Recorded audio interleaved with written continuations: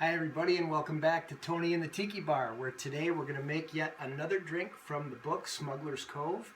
And a couple of people asked me, do you work for Smuggler's Cove? No, I don't. I'm just having fun in my Tiki Bar. I love to make drinks for you, for my friends, for my family, and I'm just glad I found this book on Amazon. I read it, I loved it, I wanted to make all the recipes in this book, so I'm doing that, and I'm glad that you're watching. And if you like this book, feel free to pick it up on Amazon.com. If not, feel free not to. But anyway, today I'm going to make a drink. It's also featuring passion fruit syrup. And as you know, I'm making a bunch of drinks from the book that have passion fruit syrup. And here's the thing about passion fruit.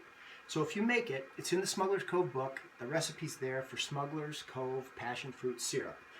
That starts with passion fruit puree. And the kind that I bought is called Funkin' Passion Fruit Puree. It comes from across the pond, as they say, and it takes a while to get here, and it's not cheap. And once you open it, you've got 8 days to use it. Once you make passion fruit syrup, you've got 10 days to use that. So I'm under a little bit of a time crunch, and this is wonderful stuff. It tastes so good. I made a drink with it last night, and hopefully you saw that video, and I don't want any of it to go to waste. So anyway, without further ado, the Demerara Dry Float, served with a side of danger. And that side of danger is going to be 3/4 of an ounce of black blended rum. And the rum that I chose to use is Goslings 151. A lot of recommendations come for the Lemon Heart 151, but I haven't been able to lay my hands on a bottle of it just yet. So we're going to set the side of danger off to the side for right now, and we'll come back to that. Then we're going to set the passion fruit puree in the refrigerator so that it stays fresh. We're going to go ahead and start with our drink mixer cup, and we're going to do 2 ounces of fresh squeezed lime juice. Let's cut up. I got this nice big lime here. I'm thinking it's going to be pretty juicy, and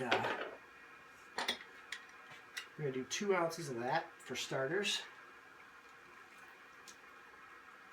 Why do we use fresh citrus? It tastes good, it smells good, it makes your drink look good. It lets your friends and family and people over at your bar know that you care about them and what you serve to them in the drinks that you make.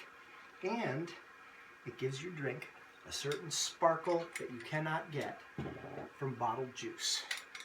And ask anybody that's had a drink here in my Tiki Bar, if it's made with fresh citrus, it tastes better than the bottled juice. All right, then we're going to go with a teaspoon of fresh squeezed lemon juice. I'm just going to put that right into the 2-ounce shot glass here and take the teaspoon out of it. We like to measure and be precise with our ingredients so that we get a consistent cocktail every time. I'll set that aside because I may be making a couple of more of these today. Okay, so after the lemon juice, we're going to use our famous Smuggler's Cove passion fruit syrup, 1.5 ounces, which is going to make this drink really, really tasty.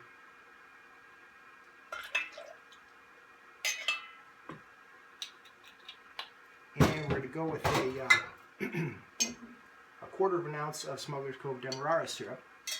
The recipe is also in the book, and it is another delicious additive or ingredient that we put in some of these drinks. I know you're going to love it. And then we're going to go with a 1/4 ounce of Italian maraschino liqueur. Luxardo is one brand that's recommended. Couldn't find that one, so we went with Paolo Lazzarani I Figli. I hope you like this one. And lastly, our spirit is a blended aged rum, and this happens to be a 3-year Plantation, and we're going to use 1.5 ounces of that.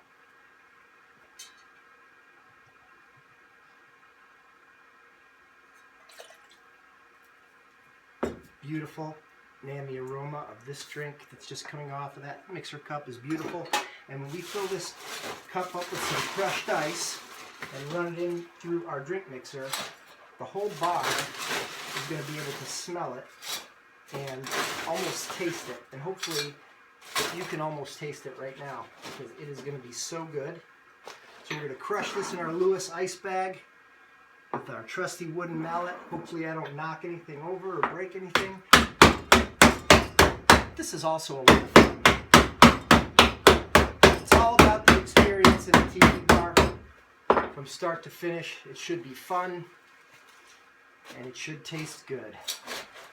So here comes our crushed ice with a few larger chunks in there that will help mix it up. Our agitator cubes, we'll strain those out in a minute.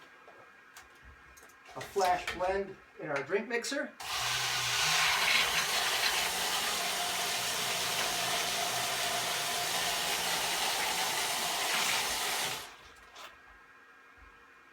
Beautiful. We're going to serve that up in a double old-fashioned glass. Open pour with a gated finish.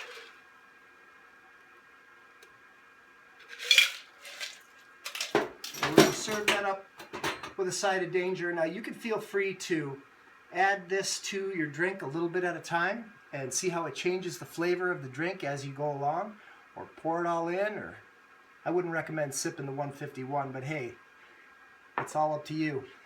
So thanks for joining me and Tony in the Tiki Bar. I'm glad you were here. If you like this video, like, share, and subscribe.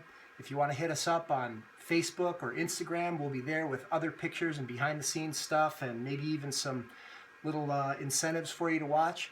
Until next time, I'm Tony. Cheers.